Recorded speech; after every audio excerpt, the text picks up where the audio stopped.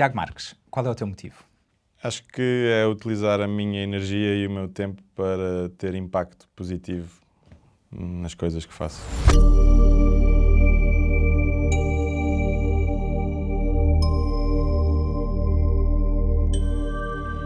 Estudou Engenharia Mecânica, trabalhou 6 anos em 7 cidades de 7 países diferentes, até decidir regressar a Lisboa.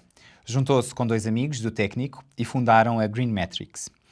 Pelo caminho, perceberam que ter ideias não chega, é preciso vontade política, é preciso paciência para tarefas indesejadas e é preciso dar tempo ao tempo para que os resultados apareçam.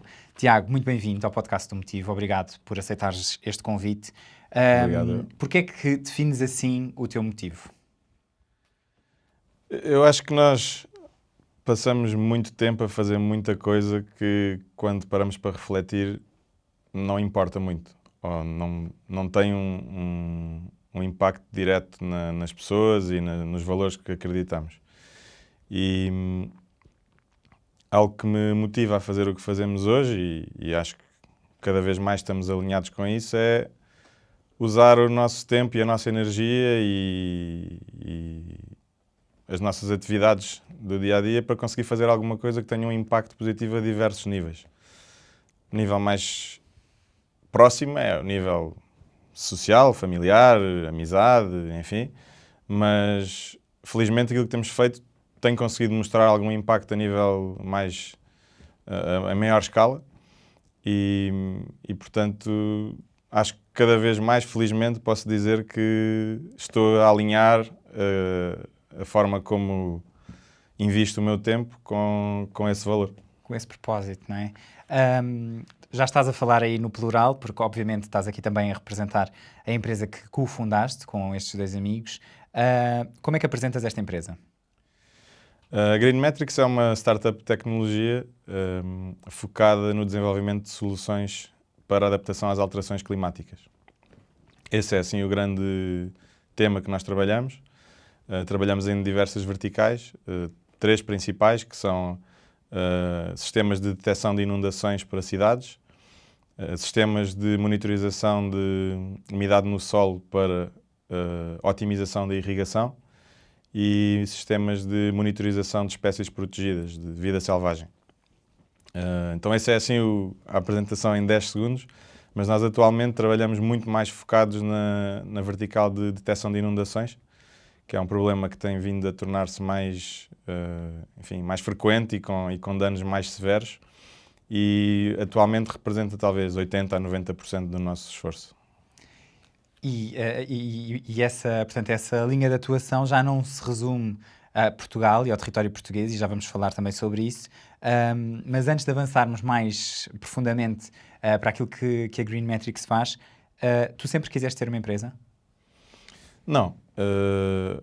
Enfim, eu estudei engenharia, como disseste, trabalhei há algum tempo como engenheiro, depois fiz uma mudança para a área mais de gestão e de consultoria e não diria que tive sempre uma paixão por vir a ter um negócio próprio, mas ao longo da carreira profissional comecei a perceber que a única forma de ter maior controle e maior impacto sobre as coisas que faço seria ter um negócio próprio. Então, mais ou menos já nos últimos anos, nos últimos 2 anos do tempo que passei, enfim, a viver em várias cidades e a trabalhar em consultoria, comecei a sentir-me um pouco mais desapaixonado daquele trabalho que não tem um propósito muito claro, que o dia-a-dia é sempre parecido e trabalhas para fazer uma coisa que pouco ou nenhum impacto tem real em coisas que te importam. E então, em 2021, demiti-me desse trabalho e, passado alguns meses de exploração e de também estudo, aproveitei para fazer algum desenvolvimento pessoal na área de... Sim, fizeste formação. Sim, desenvolvimento de software e data science. Juntei-me com os meus 2 melhores amigos do técnico, o Diogo e o Manel, e começámos a criar algumas ideias e ainda não era uma empresa, ainda não era, enfim, aquilo que se tornou a Green Metrics agora, mas foi a semente que depois evoluiu e cresceu para se tornar uma empresa e para trabalharmos neste negócio. E trabalhar com amigos, como é que é? É muito bom. Eu diria que no final é muito positivo porque não podes ter um nível de confiança maior do que nas pessoas que já conheces há 15 anos, não é? E então acho que o risco de desalinhamento numa empresa em que os cofundadores têm que ter uma grande capacidade de gestão de crise, de desacordo, enfim, alinhamento em todas as definições estratégicas que a empresa deve levar. É muito bom que essas pessoas estejam no teu círculo de confiança e que tu sabes que têm os objetivos alinhados e que têm, enfim, uma relação forte. O trade-off disso... Exato, neste percurso que vocês já têm, já aconteceu algum momento em que precisaram ali de realinhar essas expectativas que criam uns nos outros e essa construção e essa certeza de que estão no mesmo caminho?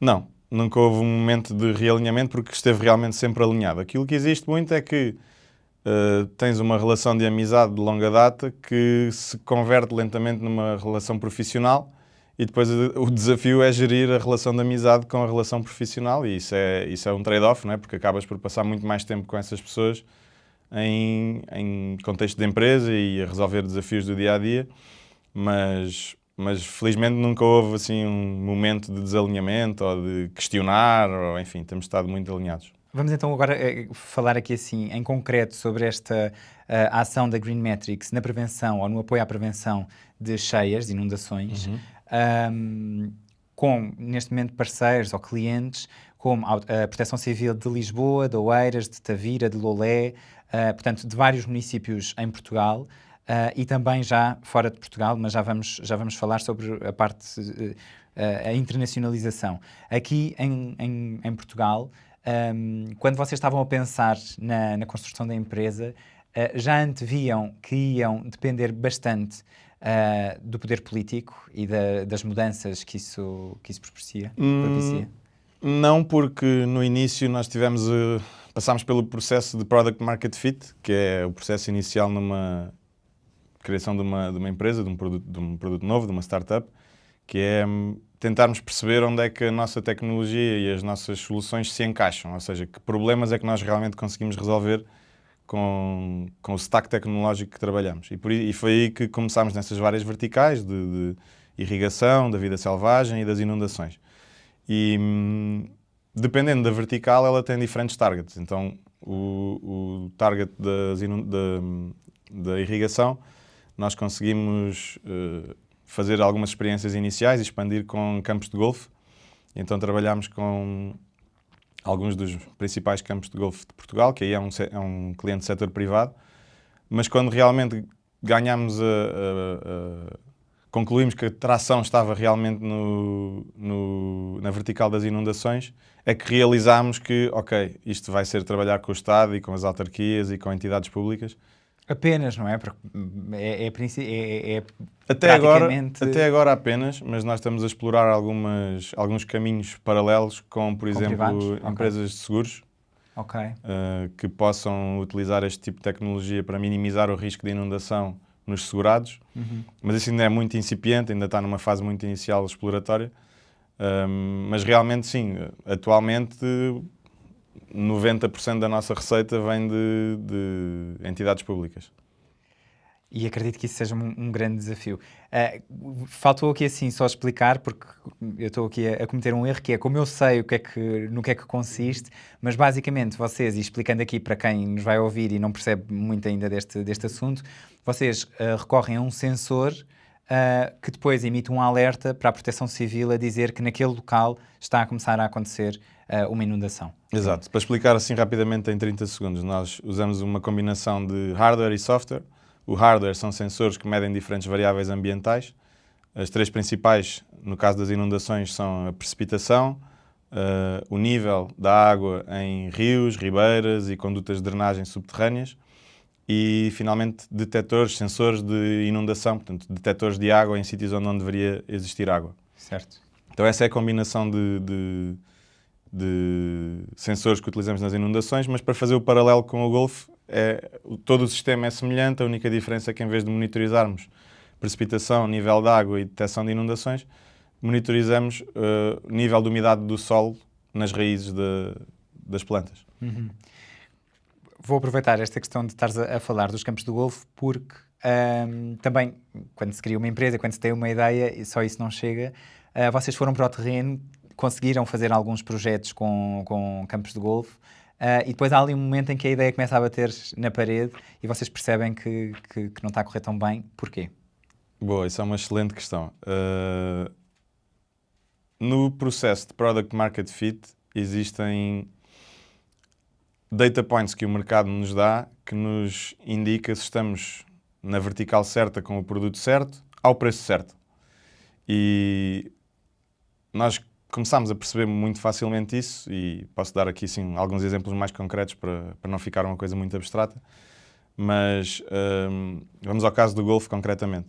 Nós estamos a usar o mesmo stack tecnológico, ou seja, o mesmo tipo de sensores mais ou menos, o mesmo tipo de software, o custo de desenvolvimento de software é muito semelhante, o custo de produção dos sensores é muito semelhante. O que é que muda aqui? É que no Golf, ao estarmos a trabalhar numa vertical de otimização de irrigação, estamos sempre condicionados pela economia no custo de água e de energia para a irrigação. Ou seja, tem uma componente, obviamente, de sustentabilidade. Sim, no golfe, basicamente, o sensor avisava os donos dos campos de golfe de que o campo estava com a irrigação ideal e, portanto, para pararem a rega e para... Criava uma faixa que também mostra... evitava desperdício de água, não é? É isso mesmo. Então, criava uma faixa no software que mostra abaixo daquela linha inferior deves regar. Se estás entre a linha inferior e a linha superior, não precisas de gastar água, porque a raiz tem água suficiente. Se estiveres acima, está saturado.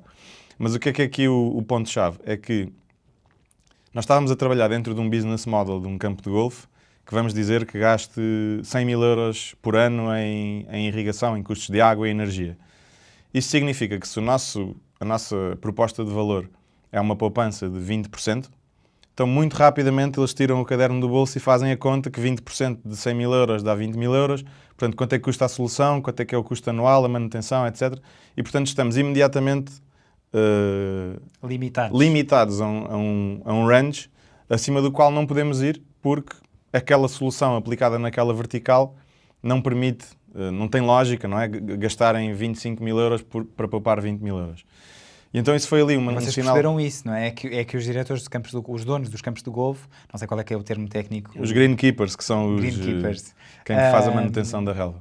Basicamente, vocês perceberam que eles preferiam, ou que não se importavam tanto, vamos pôr as coisas nestes termos, de gastar tanta água, de desperdiçar água, do que investir na vossa solução, porque a vossa solução acabava por ser mais dispendiosa do que estarem a desperdiçar água. Lá está, porque a proposta de valor da nossa solução aplicada à irrigação é de uma poupança de um custo. E estás sempre limitado a esse custo. Claro.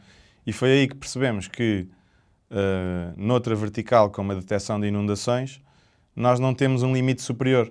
Porque, tendo esse sistema implementado numa cidade, e já temos, enfim, mais de 100 casos de sucesso em 15 cidades onde estamos a operar. Realmente, 15 cidades no 10 total, em Portugal 10 em e Portugal. 5 no Brasil. Okay. A proposta de valor, neste caso, é dar às autoridades a capacidade de atuarem muito mais rapidamente, preventivamente, e muitas vezes até conseguirem impedir que certas situações se formem, porque são originadas por acumulação de água nas grelhas de drenagem que, enfim, tapam e acumula água, ou esse nos casos que são fáceis de prevenir, através de uma atuação rápida. Noutros casos, enfim, com menor capacidade de atuação, é a simples evacuação ou o corte de uma estrada para evitar que carros haja perturbações na circulação, de acidentes, etc. E quando nós estamos nesse ambiente em que ter um sistema te permite potencialmente reduzir danos de infraestrutura, minimizar acidentes rodoviários e, no limite, salvar vidas. Exato, porque quanto é que isso custa? Quanto é que isso vale, não é? De prevenção e de apoio à população. Exato, portanto, nós chegámos à conclusão que, do ponto de vista de negócio, estarmos ali a lutar para capturar campos de golfe, para estarmos limitados ao valor que conseguimos cobrar, não consegue competir com quando a tua solução consegue ter um impacto muito maior, que é valorizado, não é? Porque Nós costumamos dizer assim em rule of thumb que basta que uma vez um dos sensores da cidade ajude a prevenir uma situação que já pagou durante 10 anos a solução, não é? Sim, já compensou o investimento. E vocês têm tido ótimos resultados? Sim, temos tido muito bom feedback. Tivemos o presidente Carlos Moedas já há 2 anos a falar do sistema na televisão e, enfim, também a recolher o seu capital político de investimento em tecnologia de adaptação às alterações climáticas.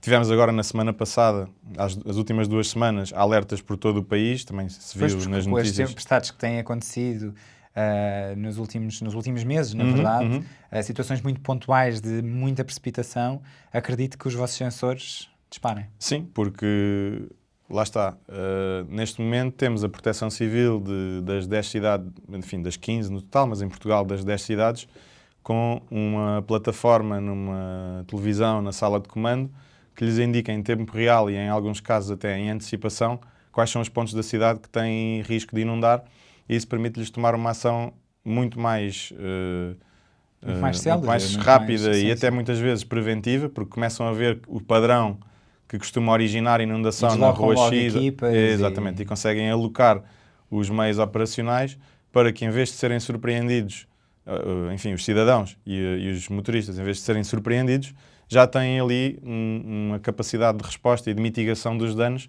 devido à informação em tempo real.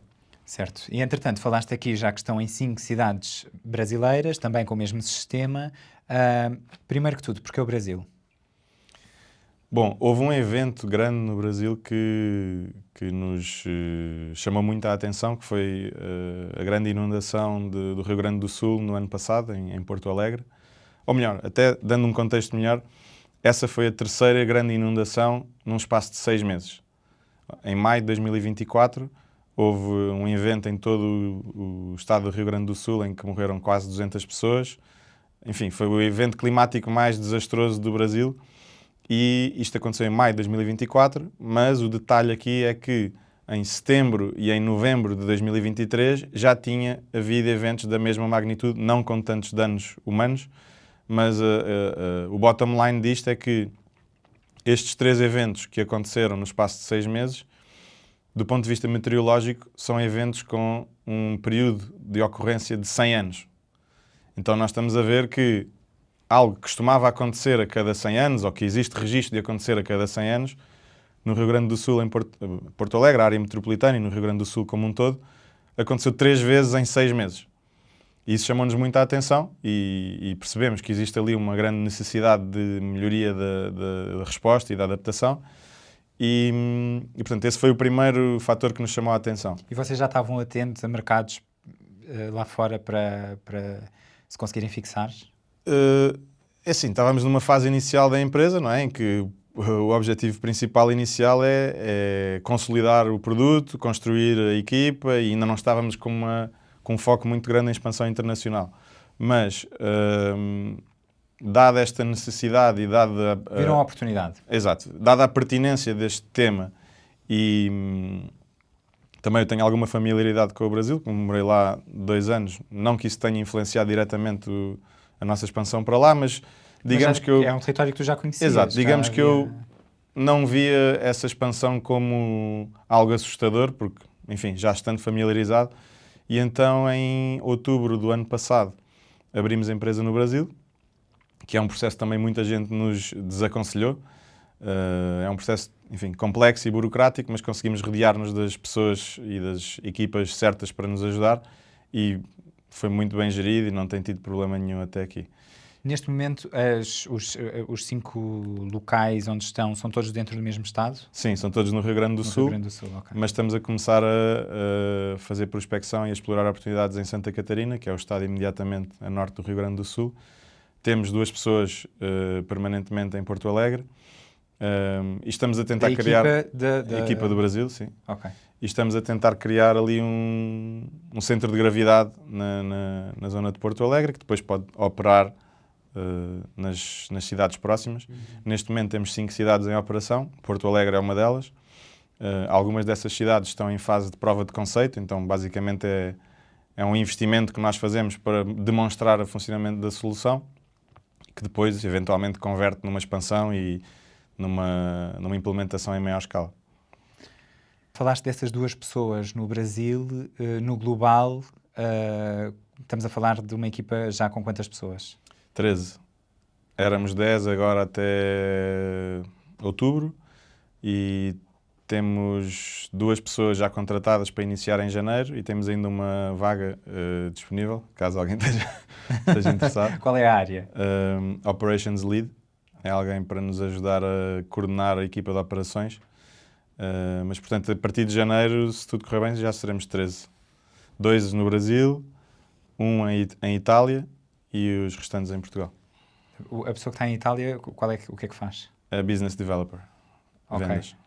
Mas, e também querem... Sim, os próximos mercados de expansão são Espanha e Itália. Ok. Já estamos com conversas bastante avançadas em Itália, com Milão e Bolonha.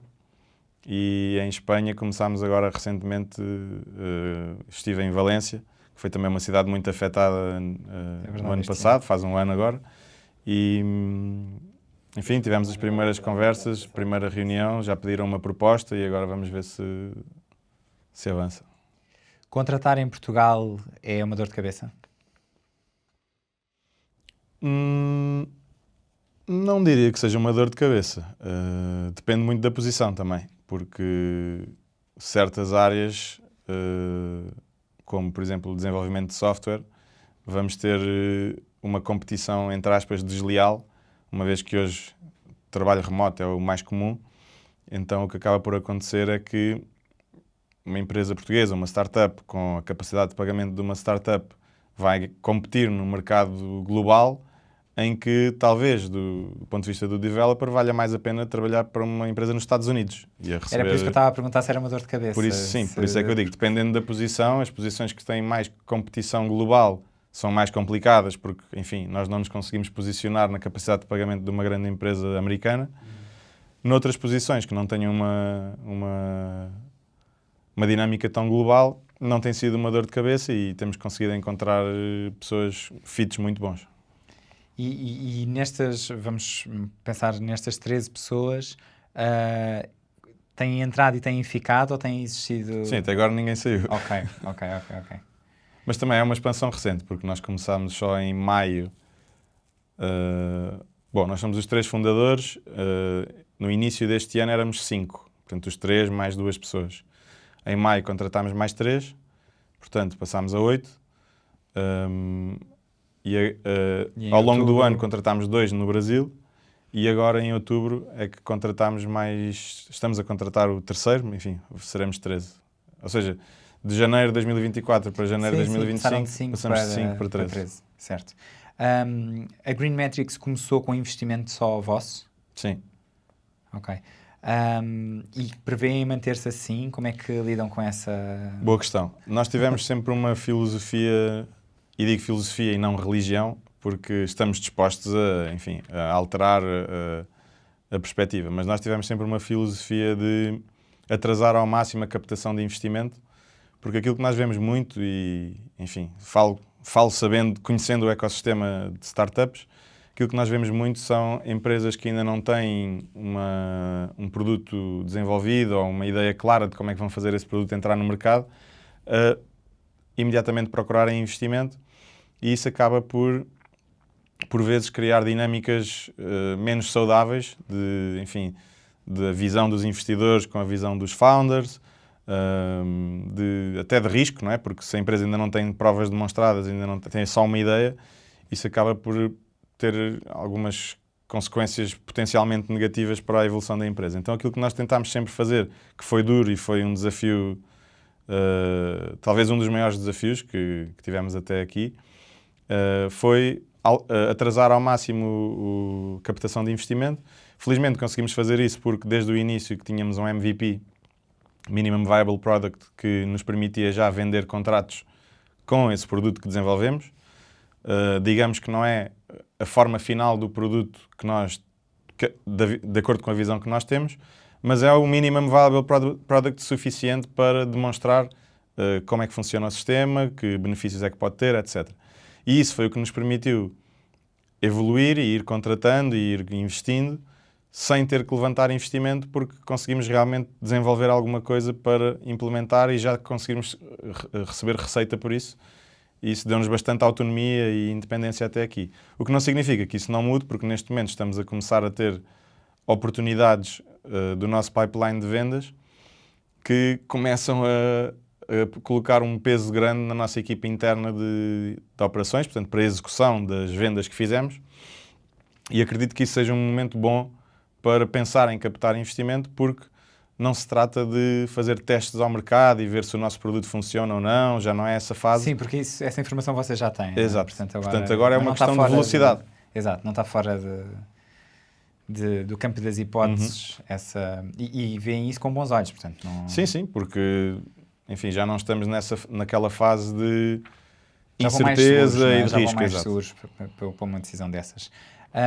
Neste teu, e agora falando mais de ti, neste teu percurso de empresário e de empreendedor, existe assim algum erro que tu tenhas cometido, alguma coisa que tu não tenhas visto que ia acontecer e que aconteceu e que agora possas partilhar como aprendizagem? Assim, felizmente não aconteceu nenhum grande erro que tivesse impactado a evolução da empresa, senão provavelmente já não estaríamos aqui, não é? Mas aconteceram muitos pequenos erros. Não sei se consigo agora isolar um para contar, mas isto é tudo um jogo de experimentação, não é? Quando estás a criar uma empresa e a desenvolver um produto que ainda não existe, há muitas etapas iterativas e há muitos erros que se cometem. Sejam erros operacionais, sejam erros de decisão de como abordar o mercado. Não vejo assim de forma gritante nenhum erro. Mas aconteceram, não é? Sim, mas muitos erros enfim, numa equipa de pessoas com horas finitas, às vezes existem exigências quase infinitas que nós temos que saber deixar cair. E acho que isso é uma boa gestão de stress E em que ponto é que estás dessa aprendizagem? Eu acho que estou num ponto bastante avançado. Ok, isso é bom. Acho que estou num ponto bastante avançado porque não sou uma pessoa particularmente ansiosa, mesmo sabendo que tenho 40 coisas urgentes para fazer e que dependem de mim para serem feitas. Mas acho que muitos dos erros que nós fomos cometendo não foram tanto erros de competência, mas mais erros de falta de recursos e decisões que, para se tomarem nesta direção, vão prejudicar aquela. E, portanto, eu diria que são erros conscientes. Não são erros ingênuos, digamos assim. Mas o percurso está cheio de pequenos erros. Faz parte, não é? Na verdade, a minha pergunta é sempre nesse sentido de quem nos possa estar a ouvir ou quem possa estar a passar por aquilo que tu já passaste e que possa estar um bocadinho mais atrás no processo. Eu acho que nós temos muito esta ideia de fazer as coisas só quando estão perfeitas ou só quando o resultado vai ser perfeito. Isso não é uma boa estratégia. Exato. E por isso eu gosto muito de falar do erro, porque eu acho que faz muito parte de tudo aquilo que vem a seguir. O erro permite-nos aprender. E é com essa aprendizagem que nós vamos conseguir alcançar uma meta e ser bem-sucedidos. Eu até acrescentaria a isso que, se não estamos a cometer erros, não estamos a ser ambiciosos o suficiente. Porque se estamos a ir só na linha do que sabemos fazer e do que não cometemos erros, então significa que estamos talvez ali na zona de conforto. Portanto, quantos mais erros não letais cometermos, isso é um indicador de que estamos a sair fora da zona de conforto, estamos a fazer coisas que não sabemos muito bem como fazer e acho que esse é o caminho do crescimento. Concordo. Olha, pedi-te para trazeres um livro que de certa forma te tivesse impactado ou tivesse contribuído para o teu desenvolvimento pessoal e também profissional. Queres-me falar do livro que trouxeste? Sim, eu trouxe A Arte da Guerra, do Sun Tzu. Queres mostrar ali para a câmara?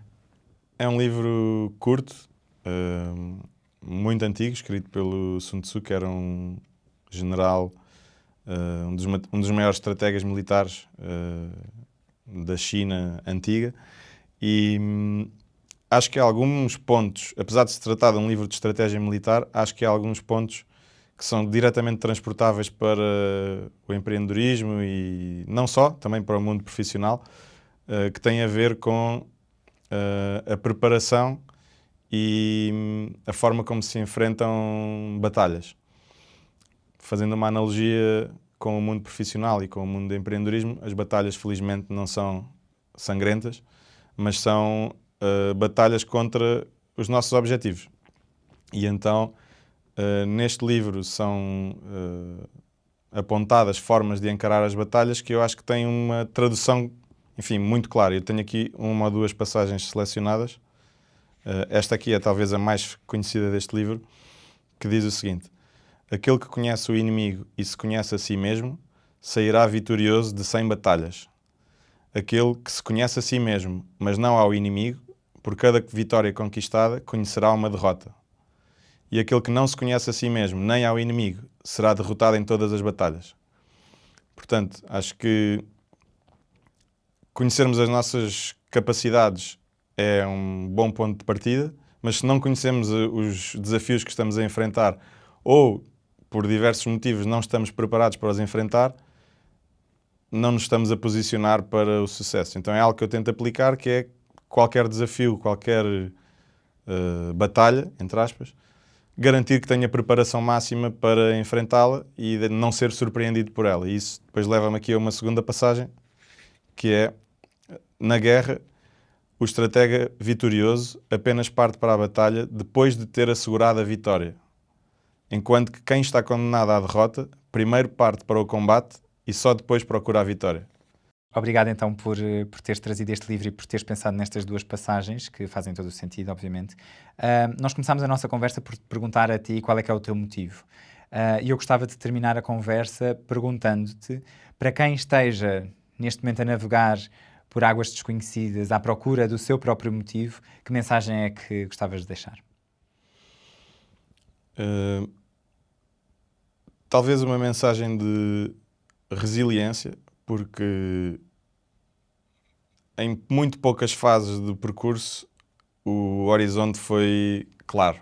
Ou seja, houve sempre muita incerteza e acho que no meio da incerteza, quanto mais incerteza, mais difícil é ser resiliente. Então uma mensagem que eu talvez deixe é de serem resilientes e de procurarem não desanimar e não desistir face à incerteza. E outra máxima que eu também gosto muito e quem me conhece eu digo muitas vezes, que é keep knocking, not every door is locked. Certíssimo. Tiago, muito obrigado por pelo teres convite. vindo ao podcast do Motivo. Muito obrigado a quem esteve a acompanhar esta conversa. Se gostaram, partilhem com alguém para quem este episódio possa fazer sentido. Nós voltamos para a semana.